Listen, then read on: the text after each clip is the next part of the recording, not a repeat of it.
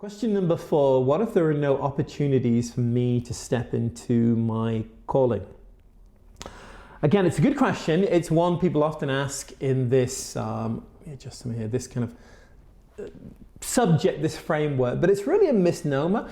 I don't know of any calling I can think of. Maybe you can help me with this one. I don't know of any calling that you can't step into right now. Again, I think the challenge is we often see the kind of the benefit package of that calling. So if somebody came to me and said, I'm called to be a pastor and nobody's given me a church, a pulpit, a salary, a car, healthcare, I don't have healthcare, like a badge, a certificate, an office, all of these things, I'm going to go, that's kind of irrelevant. None of those things make you a pastor. Go pastor people, go love people, go care for people, go do the thing you're called to do. And I think all of us can do those things right now. I think you can do whatever you're called to do right now. The challenge is we've got to do it in a small way. We've got to do it in humility. We've got to do it without looking for recognition. And I believe it will grow if God has gifted and called you into that place. I would also say this, and this is a massive downfall in people's life. If there's one of the biggest challenges I see in people stepping into the callings, it would be this one.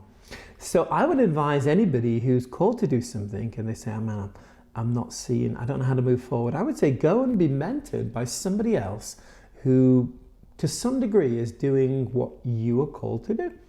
And I have seen this, I get really frustrated when I see this. I feel I've seen this 10,000 times. I see people with a call of God on their life, but they're trying to move forward in a way that makes sense to them.